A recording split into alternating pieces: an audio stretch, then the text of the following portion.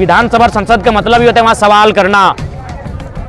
जब वहां सवाल करेंगे तो हर किसी का पेट में दर्द होगा, इसीलिए लोग दिग्भ्रमित करते हैं ताकि हमारे रास्तों में रोड़ा बन सके। बाकी आज झारखंड में कैसी विचारधारा का उदय हुआ है जिसका तोड़ फिलहाल तो उनके पास नहीं है, ना हमें खरीद पा रहे हैं, ना हमें डिगा पा रहे हैं, तो इसलिए वो तोड़ निकाल रहे हैं। कभी जाति सूचक शब्द कि जातीय आंदोलन है, तो कभी किसी दल का टैग लगाते हैं। देखिए मैंने शुरू से कहा ये लड़ाई बाहरी भीतरी की नहीं है। अभी सिंहभूम में आपका फिजिकल टीचर का बहाली आया जिसमें आप 26 में से 3 झारखंड को, 16 यूपी को, कहाँ किस राज्य में इतना अन्याय होता होगा, किस राज्य में इतना अन्याय है आप बताइए। हम कहीं गलत, कोई बाहरी भीतरी नहीं है। ये राज्य हमारा है, प्राथमिकता हम चाहते हैं हमारे लोग पहले आए, ये हम लोग चाहते हैं, प्रायोरिटी हमें मिलनी चाहिए। ये क्षेत्र हमारा है, हमारे लोग अन्य राज्यों में जिस प्रकार बस बसाव करते हैं, रहते हैं, कमाते हैं, व्यापार करते हैं, अन्य राज्यों के लोग उसी नजरिए के साथ, उसी व्यवहार के साथ यहाँ रहे, बसे, कमाए, हमें आपत्ति नहीं है। जब ओबीसी BC 1 BC 2 हो सकता है तो जनरल 1 जनरल 2 में डिवाइड कीजिए और जनरल 2 जो रहे उसमें आप 10% 15% रिक्त रहने दीजिए और वो ऑल ओवर इंडिया के लिए रहेगा। बाकी अगर जनरल भी रहता है तो उसमें झारखंड के ही लोग भरेंगे, वो जनरल 1 होना चाहिए। जब BC 1 BC 2 हो सकता है, जब आजादी के मैंने संविधान बनने के 70 सालों बाद EWS का नियम आ सकता है, तो जनरल 1 जनरल 2 करे। ओबीसी का जो दायरा है उसकी जनसंख्या 54% है, उसमें बढ़ोतरी की जाए और फिर एक नीति को निर्धारण किया जाए। और सिर्फ 1.5 वर्षों में जितना मैंने झारखंड का दौरा किया, मुझे लगता है देश के मुख्यमंत्री ने भी नहीं किया होगा, देश के किसी मंत्री नेता ने इतना दौरा नहीं किया होगा। विस्थापन सबसे बड़ी समस्या है, जंगल है, लघाटा मेन रोड से 20 किलोमीटर भीतर है, 20 किलोमीटर भीतर है। थोड़ा सा सोच के देखिए, अगर ये टाउन में निरसा में होता तो आज निरसा के NH जाम हो जाता। तो जंगल में लोग आ गए हैं तो समझ सकते हैं कि हाँ, मानते हैं संगठन हमारा निरसा में नहीं था, लेकिन वो कहते हैं ना, तबीयत से एक पत्थर उछालो तो यारो आसमां में भी सुराख होता है। कितने राजनीतिक दलों के द्वारा आपको बोला जाता है कि आप बीजेपी का एक पुतला हैं, क्या कुछ कहेंगे उन करारा जवाब उन लोगों को? देखिए, जिस क्षेत्र में हम खड़े हैं, निरसा विधानसभा, धनबाद लोकसभा, यहाँ बीजेपी का MP भी है और बीजेपी का MLA भी है। यदि हम उनके द्वारा समर्थित होते हैं तो हम उनके क्षेत्र में तो नहीं आते।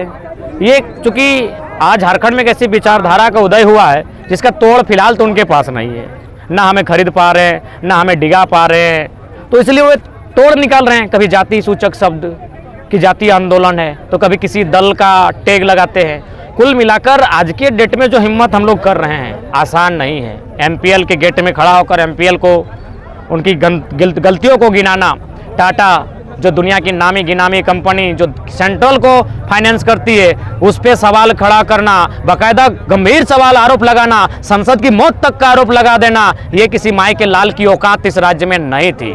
तो ये इन चीज़ों से लोग परेशान हैं कि साधारण सा युवा जिनका एक मुखिया नहीं चयन हुआ है अभी, ये लोग अगर विधानसभा तक पहुंचेंगे, संसद तक पहुंचेंगे तो तब वे जब सवाल करेंगे, क्योंकि विधानसभा और संसद का मतलब ही होता है वहां सवाल करना।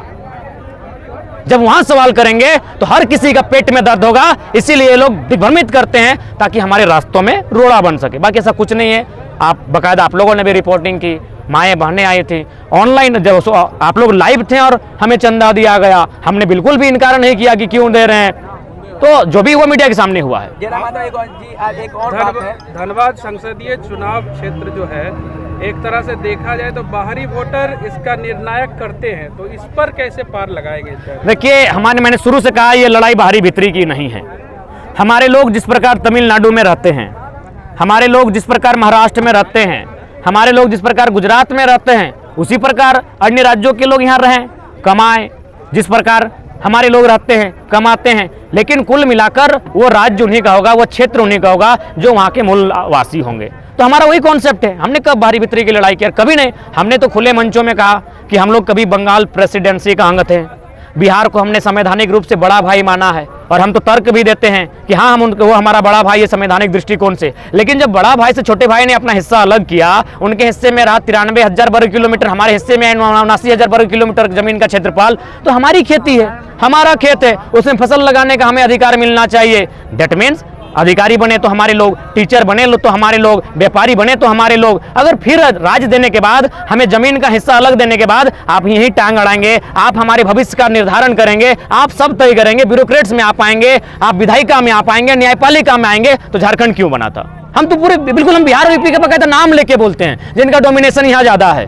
बंगाल का भी जोड़ते हैं कि आप राज्य क्यों बना था भाई, आपका भी राज्य है, आपकी भौगोलिक सीमाएं हैं, किसी के रोटी को छीन रहे हैं, किसी के हक अधिकार को वंचित कर रहे हैं आप, ये कहाँ का न्याय है। अभी सिंहभूम में आपका फिजिकल टीचर का बहाली आया जिसमें आप 26 में से 3 झारखंड को, 16 यूपी को, कहाँ किस राज्य में इतना अन्याय होता होगा, किस राज्य में इतना अन्याय है आप बताइए। हम कहीं गलत, कोई बाहरी भीतरी नहीं है, ये राज्य हमारा है, प्राथमिकता हम चाहते हैं हमारे लोग पहले आए, ये हम लोग चाहते हैं, प्रायोरिटी हमें मिलनी चाहिए, ये क्षेत्र हमारा है। हमारे लोग अन्य राज्यों में जिस प्रकार बस बसाव करते हैं, रहते हैं, कमाते हैं, व्यापार करते हैं, अन्य राज्यों के लोग उसी नजरिए के साथ, उसी व्यवहार के साथ यहाँ रहे, बसे, कमाए, हमें आपत्ति नहीं है। और सवाल है, रुक जाइए। नियोजन नीति का जो आप विरोध करते हैं 60-40 ना चलतो, तो आपके मुताबिक ये झारखंड में कौन सी नियोजन नीति लागू होनी चाहिए?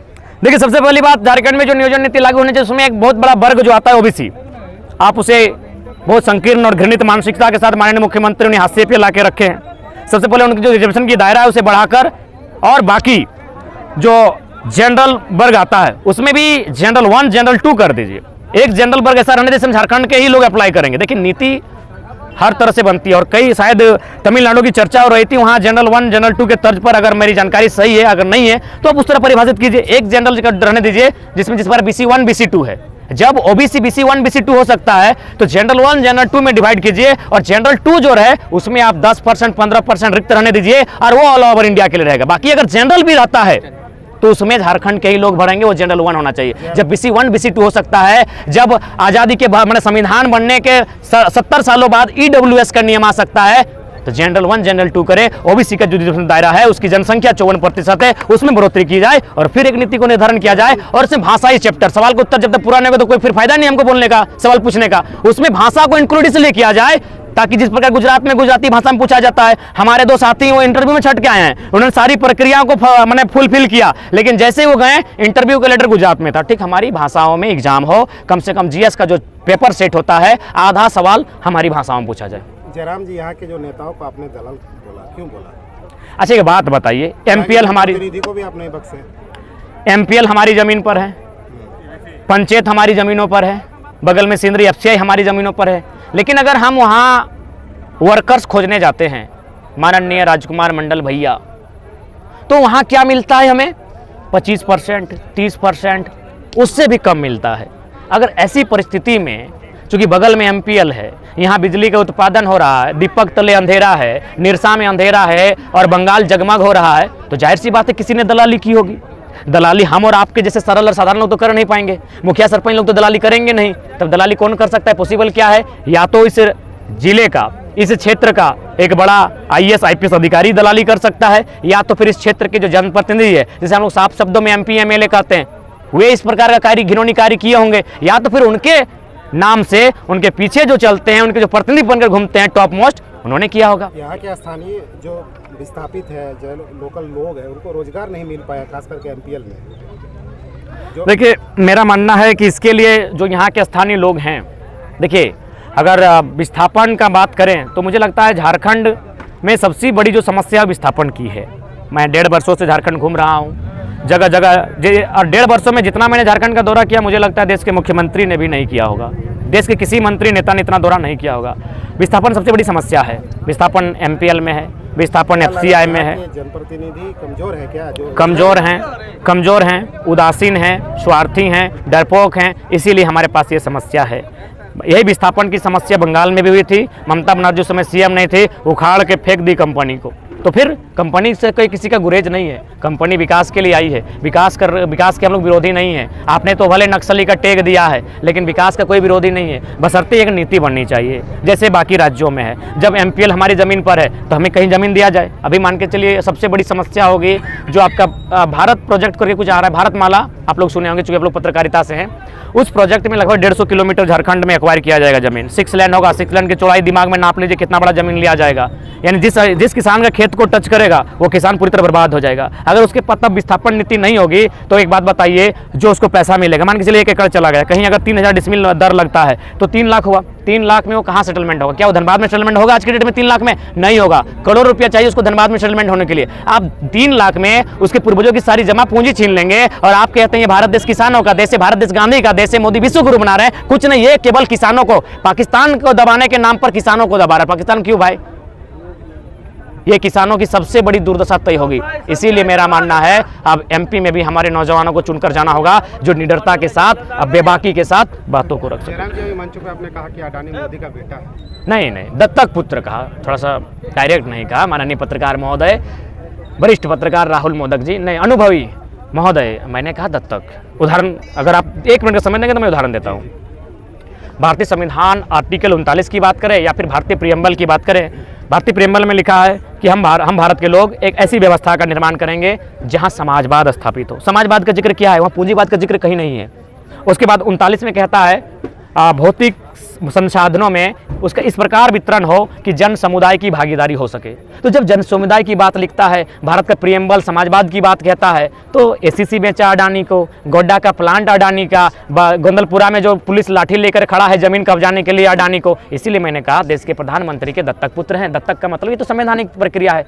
आज की डेट में कोई भी बच्चा गोद ले सकता है, ये कोई गलत बात मैंने नहीं कहा। मैं अपनी बात पर कायम हूँ, दत्तक पुत्र हैं तो हैं। एज ए लोकसभा उम्मीदवार आपको माना जा रहा है, लोग भी जान रहे हैं कि आप लोकसभा चुनाव में एक तरह से प्रत्याशी होंगे, तो आप राजनीति में किसको प्रेरणा स्रोत मानते हैं? और आपको पहले लोग जाने तो कि किसको आप प्रेरणा लेकर चल रहे हैं? देखिए, अगर राजनीति में प्रेरणा की बात कही जाए तो हमारे झारखंड की बात कही जाए, विनोद बाबू हैं, कॉमरेड ए के रॉय हैं, जिन्होंने आजीवन संघर्ष किया। आज गुरुजी के पुत्र जो मुख्यमंत्री है तो गुरुजी को इन्होंने ही तैयार किया। अगर आप देश की राजनीति में जाएं तो गुजराली लाल नंदा का नाम आता है, जो 2 बार कार्यवाहक प्रधानमंत्री रहे लेकिन खुद का घर नहीं बना पाए। लाल बहादुर शास्त्री का नाम आता है, जो एक मैंने धोती नहीं खरीद पाए। तो इस प्रकार की विचारधारा को आज फिर से इस देश में पुनः स्थापित करने की आवश्यकता है, तभी इस देश का, इस राज्य का जीर्णोद्धार हो सकता है, पुनः कल्याण हो सकता है। जहाँ जहाँ आपका संगठन कमजोर है वहाँ मजबूत कैसे होगा? खास करके ये निरसा कमजोर है आपका, लेकिन आज तो उम्मीद से ज़्यादा लोग पहुँचे हैं आपकी सभा में। और सबसे खास बात है, माननीय राजकुमार मंडल दा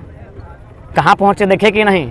जंगल है, लघाटा मेन रोड से 20 किलोमीटर भीतर है, 20 किलोमीटर भीतर है। थोड़ा सा सोच के देखिए, अगर ये टाउन में निरसा में होता तो आज निरसा के एनएच जाम हो जाता। तो जंगल में लोग आ गए हैं तो समझ सकते हैं कि हाँ, मानते हैं संगठन हमारा निरसा में नहीं था, लेकिन वो कहते हैं ना, तबीयत से एक पत्थर उछालो तो यारो आसमां में भी सुराख होता है।